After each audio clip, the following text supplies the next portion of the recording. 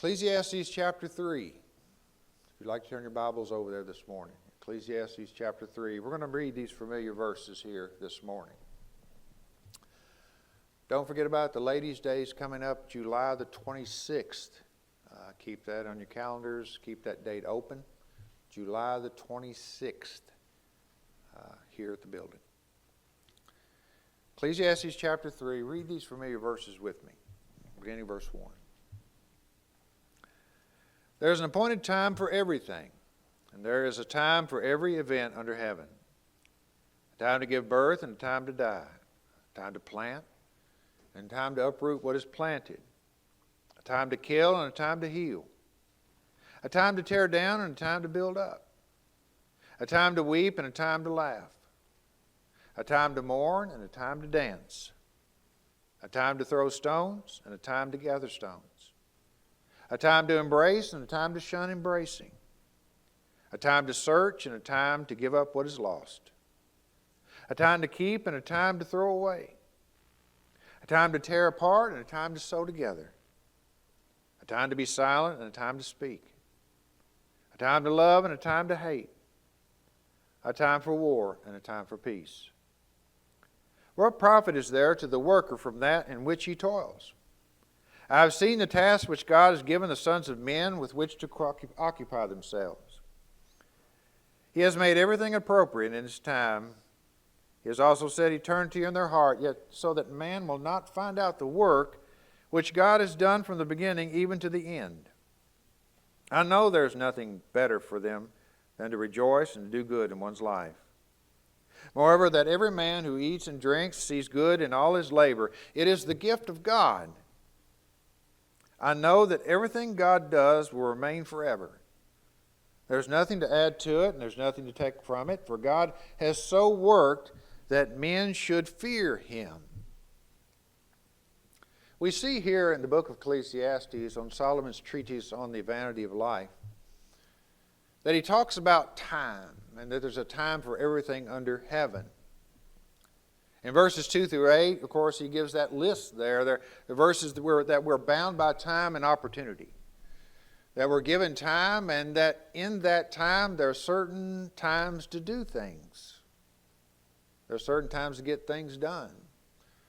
There are times to plant and uproot. There's times to mourn and dance. There's a time to tear apart and sow. There's a time to love and hate, war and peace, and so forth. So in time itself, as we go through time, there's certain places in time where these things are necessary.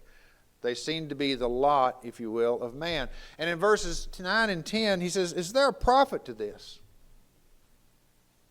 Is there a profit to this work? Because God is the one that has set the task before us to occupy us here in time. And in verse 11 he says, it is God who has made everything, or beautiful as King James says, in its appropriate time. He has given a man an understanding of eternity, even though he can't fully understand it. Even though man knows that God is eternal, it's hard for men to understand eternity because we are in time right now. And we are, if you will, prisoners of that clock and that calendar. In verses 12 and 13, he says there's two things, therefore, that men need to do because they understand that they are in time. There's two things that they need to do. They need to do good, and they need to work to enjoy life. That's it. While you're here, while you're in time, you need to do good and, of course, to labor. He says in verse 14, there's nothing new to add or take away from God's creation. It's very interesting that we can't create anything new. We can take what's here and make things out of it, but we can't create anything new. But we can use God's creation. He didn't give man the capacity to create, and the reason He did that, because the man would fear Him or honor Him as God. So if we could do the same thing God could do, then we wouldn't even need to fear and honor God. But since we can't do the same thing God can do, we need to fear and honor Him. He can create, we can't. And so we, of course, use that creation. And of course, as we go through the treatise here, as you get to the end, he talks about the vanity of life. Is labor worth it? Is life worth it? And so forth. And in the end, in Ecclesiastes chapter 12 and verse 13, he says, yes, the conclusion of the matter is this: fear God and keep His commandments, for this is the whole duty of man. Fear God and keep His commandments, for this is the whole duty of man. You know, the world looks at time as something negative, doesn't it? You only have so much time. Oh, I don't have enough time. Oh, the years are just flying by. Yesterday I was 18 and now I'm 61. Right? Those who are younger don't understand that yet. You will have no idea where the years went. And you're the same person, pretty much. You've grown in wisdom and so forth, and hopefully grown in wisdom and all these other things, but you look in the mirror and it says, who is that person in that mirror? Because you remember all those things. You don't really change that much, really, of your outlook. You should, but you know what I'm saying. The idea of that. The world looks at it as a negative thing, but brethren, as a Christian, we don't need to look at it as a negative thing. We need to look at it as a positive thing. I'll tell you why. Because when we were back in the garden and they fell in the garden in sin, if God had said, oh, well, I messed up, I guess I'll just leave them to their own devices. What if God had said that? I'll just let them languish in their sin and just go on and see what happens. Can you imagine, without God and without Christ, what this world would be like today if it even lasted that long? If we're even here, if we hadn't already destroyed ourselves by now, can you imagine what the world would have been if God had said, done, I'm out? I wouldn't want to live in that world, would you? And so what God did, He gave us a blessing of time, that we only live so long, and we've got that time to fear God and keep His commandments. Because, brethren, would you want to live eternally in a world without Christ? Would you want the world to be eternal in that state? I wouldn't. Would you want to live in this body eternally? I wouldn't. I'm sorry, I don't want to live in this body eternally. What about you? I'm done with this one. Now, those of you who are 17, 18, 19, 20 may think differently, but still, it's going to be better than what you got, which is coming, right? So, really, time is a blessing because God hasn't cursed us to live here forever. And so He set us in time, do these tasks, these things happen in time, do good, work, enjoy life, if you will, if you want to put it in that perspective, and fear God and keep His commandments, because life in itself, if that is our creed, is not vanity. Because if God is not the center of our life, it is vanity. If Christ is not the center of our life, it is vanity. You see, time, it is something, we think about time is a precious thing, and we think, well, time is something we never have enough of during the day. Well, yes, we do. Guys, we do. Now, some live longer than others. I grant you that. Some pass young, some pass older. I'm just talking about day to day. Everybody has the same amount of time in the day, guys. Do you have a different 24-hour clock than me? Everybody's got the same amount of time. So when we say we never have enough time in the day, what are we saying? That God didn't give us enough time? When we say statements like that, I understand why we say them. I wish I could get this done today. Oh, I didn't get this done today. What have you. I understand those things happen. But we need to understand we're given the same amount of time as the neighbor next door. So we all have the same amount of time to work. We are humans. Yes, we're bound by time in everything we do, whatever we want to do, and so forth. But God has given us this for a reason. He says, this is enough for you. Use it. Does that make sense? It's enough for you. Use it. I don't want to give you any more. You might mess it up. And I don't want to give you any less because you might not have enough, but I've given you just right. But do we trust God in that? You see, the world looks at time as a negative thing. We should look at it as a positive thing. And we understand that no matter what we do, we're not going to stop that second hand from going around unless you take the battery out. But if you're not going to, you're not going to stop that second hand, that minute hand from going to the next. It goes on. No matter what we do, no matter what we say, we can't sit down in the chair and say, well, I'm just going to stop time for a while so I can rest. What? I'm sorry, you're laying in the bed, you're sitting in the chair, whatever you're doing, time keeps rolling on. And so we, as Christians, should use it in a way that God wants us to. We have a certain amount of time to work in this life. Knowing this fact, we ought to work for God in order to attain the eternal, shouldn't we? We should work for God in every facet of life. Working for ourselves in the end gains us nothing. Because here it's temporary. Because Jesus said in Mark chapter 8, verses 36 and 37, He says, for what does it profit a man to gain the whole world and forfeit his soul? For what will a man give in exchange for a soul? Nothing wrong with working, nothing wrong with doing, nothing wrong with doing better. But if that's where your faith is, I feel sorry for you. Because it says in the end, where's it going to be? Just like the man who wanted to take his gold to heaven. He found a way to take it to heaven. They asked him, why did he bring the pavement? You know what I'm saying? What do we have here that we're going to take into eternity that's better than what God's going to give us? You think about that. What can we do here? What can we do and take with us, if we could, that is better than what's coming? Absolutely nothing.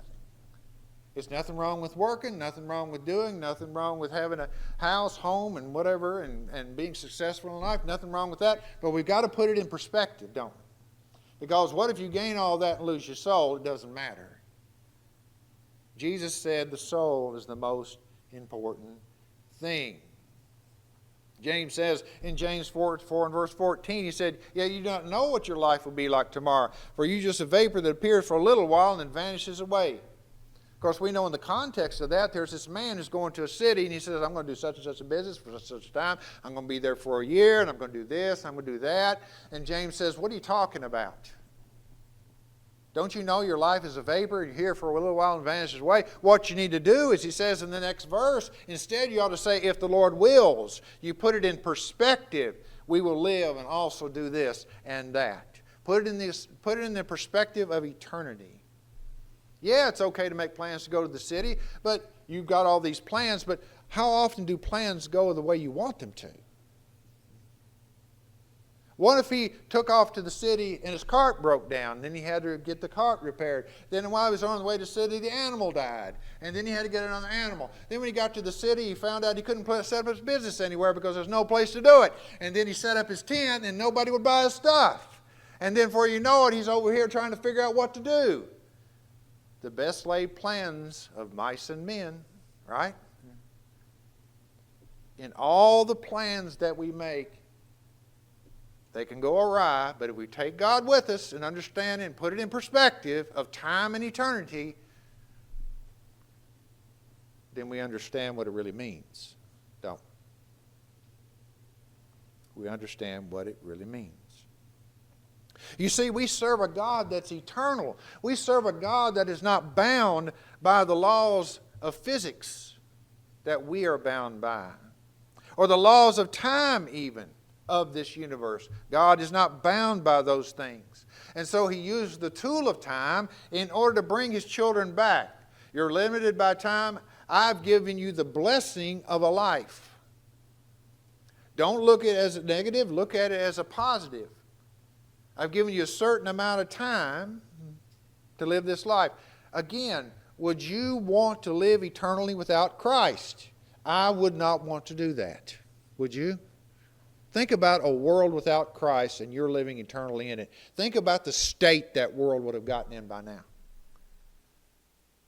What do we do to ourselves now? Take God out of the picture. Let the devil run rampant.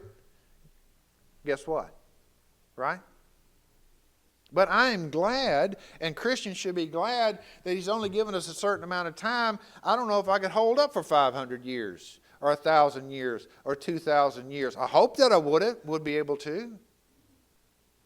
But He's given us a certain amount of time. And as you know, we fell in that garden.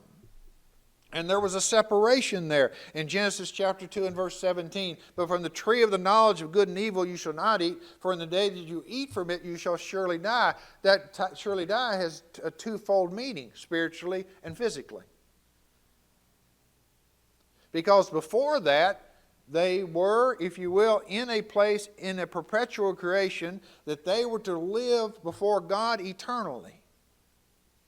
But if you eat of that, you're going to die. You're going to die. And they did. And here we are. And so God looked down on us and said, this poor, pitiful people down here, I'm not going to leave in that state because I love them too much to let them waller in that and die in their sins and be that way forever. Remember what God said when He said we need to get them out of this garden, because if they eat of that tree of life, they're going to live like this in this sin forever. He drove them from the garden, remember? I can't let this creation of mine live in sin forever. I'm not only going to save them from themselves, I'm going to make sure they don't live this way forever. And He put the flaming sword and He put the cherubim there, remember, at the garden, to keep them from getting to the tree of life and living in that state forever. And so He gave us the blessing of time and said, in time, I'm going to save you. In time, I'm going to bring you to me. Because death is the great ender, isn't it? Death determines the bounds of time, doesn't it? That's the great ender. Our beginning and our end determine our time. We are bound by our birth and our death. Death is the great equalizer, right? Kings die, slaves die. Now, I saw this meme where there was two graves, and they both looked exactly alike. There's one dug here and there's one dug there, and the caption was, whether you're a king or whether you're a slave, this is your end right here. It's the great equalizer. And so God uses that to bring us to Him. The reality that is the end, to bring us to, whether we're a great general or a great emperor or a great leader, or whether or not we are a plumber. He uses that to bring us back to Him. And He uses time as a tool to bring us back. In Galatians chapter 4, verses 4 and 5. But when the fullness of the time came, God sent forth His Son, born of a woman, born under the law, in order to redeem those who were under the law, that we might receive the adoption as sons. When the fullness of time came, God used time. And so here's Genesis, history, fullness of time, Christ came, when it was time for Him to come. You remember what Solomon said in Ecclesiastes? There's a time for this and a time for that. In time, there's a time for this and time for that. You don't plant your corn in this region in January, do you? Why do you not plant your corn in January? You know why you don't plant your corn in January. Because guess what? You're going to have a bunch of it's going to freeze, right? More than likely. Now, it may be a weird year, but you know what I'm saying. You don't plant your corn in January. Sometimes you plant winter wheat and so forth. I understand that. But you get my point. I remember Billy and Dennis. They would always plant tomatoes. And it seemed like they planted them earlier every year. Just to see they would plant them first. And I said, you guys are going to get up in February before it's over with planting and so forth. But anyway, I like that little rivalry. I don't know if it was a rivalry, but I made fun of them anyway. It was fun. Anyway, the idea of there's places in time where you do certain things. And God said, this is the time to bring Christ. And we often ask the question, why didn't God wait till now? Why didn't God send him earlier than when he did, and so forth and so on? No, God sent him at the right time, guys. So we might as well put that argument aside, because God decided it was that time. No use fussing about it, because we're going to set that aside, because now would have been the right time. It was when he came. So God uses time in us as well. He metes out things in our lives. And sometimes he gives us things, and sometimes he takes away things, and sometimes he does this and does that for a reason. And the reason is this: the realization that we need redemption. He uses it all.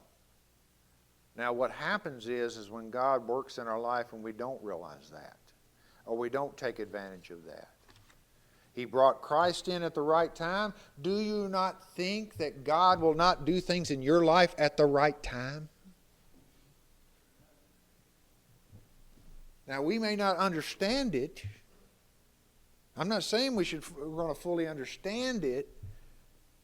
But if we are faithful as a child of God, looking at time as a gift, and what God is doing in our life and meting out in our life, trying to bring us to redemption, if you will, the things that we pray about and the things that he wants us to see done in our lives, doesn't he put them in the proper time? And sometimes we don't look at it that way. Sometimes we don't look at it. You know where it gets messed up? Where it gets messed up is with me. That's where it gets messed up with me. I want to push things.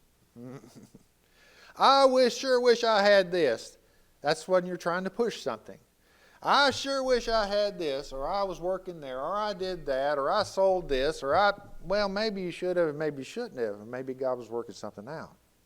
You may think about that. Maybe God was working something out. So what are we to do with our time? Well, Solomon said, the conclusion, when all has been heard, fear God and keep his commandments. For this is the whole duty of man. So in the time that we've been given, we're to honor God and obey his voice in all things. And this is the only way that we can find eternity. It's the only way anybody can find eternity. Time is not a curse, it is a gift. Time is not something that we should look at as a negative. Time is something we should look at as a positive, as a Christian. The only time that it can become a partial negative is when somebody's lost and they're putting things off because they think they have time. That's when it can become a partial negative. But in that still, it's a positive thing because God's giving them time. You see what I'm saying? God is giving them time. 1 Peter chapter 1 and verse 17. And if you address as the Father, the one who impartially judges, according to each man's work, conduct yourselves in fear during the time of your stay upon the earth. I like the way the Lord puts that. The time of your stay. It's like you're going someplace for a little while, then you're going someplace else. That's when you talk about staying somewhere, right? I mean, you're going, where are you going to stay on your vacation? Well, I'm going to stay such and such a place, or my relatives over here in such and such a city, or I'm going to stay at this hotel, I'm going to stay at that. A stay is usually a temporary thing, right? You don't say you're going to stay at home other than, well, I'm just going to stay there for a little while. But you don't say, where do you stay? Well, I stay at home. You don't normally say that because the home is the home. It's the hearth. Well, you're going to stay with somebody. You're going to go there temporarily. He says it's your stay upon the earth. Conduct yourself in fear in your stay while you are on the earth. This is just temporary. It's a stay. We're here for a little while, aren't we? That's it. And time, again, it's a positive thing. It's a positive thing for us. Because we don't have to endure this eternally. We have a God who has saved us through His Son. And therefore, when this is over, when time is over, we go into the eternity with all new things. And by the way, we won't need anything there anymore because it'll all be provided. We won't be saying, I wish I had this and wish I had that there.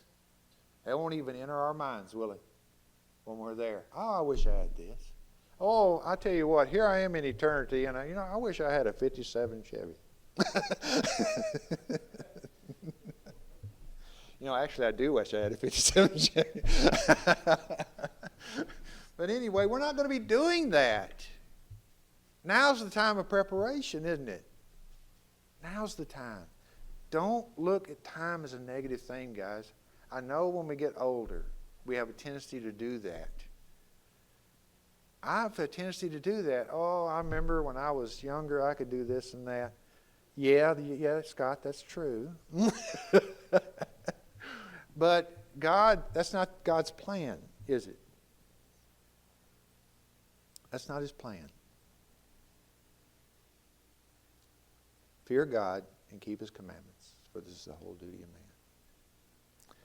So as we think about these things this morning in our lives, perhaps we dwell on things a bit too much concerning time, concerning opportunity, concerning what we can and can't get done and so forth. Again, nothing wrong with making goals and so forth like that, but we shouldn't let those things control us. And I'll end with this story. I've told this story before, but I'm going to tell it again. When I was preaching at Poplar Log, we had an elder there named Harley Geralds. I don't know if any of y'all remember or know him. But anyway, he was the most even-keeled man I've ever met in my entire life. And they tell the story that one time they're out there getting up hay. That's back when you got square bales. He's out there in the wagon, and he's driving the tractor, and he's got the boys loading up on the wagon, and a storm's coming up, and it looks like it's going to be pretty bad. And they said, Harley, you better hurry up, because the storm's coming, and we don't know if we're going to get this in the barn or not before we get soaked. He said basically, well, if the Lord's willing, we will, and if He's not, we won't. And he didn't get any faster. And by the way, they got it in the barn without getting wet. So sometimes I wish I had that attitude more in my life. So as we think about these things, if there's anything that you need, please come.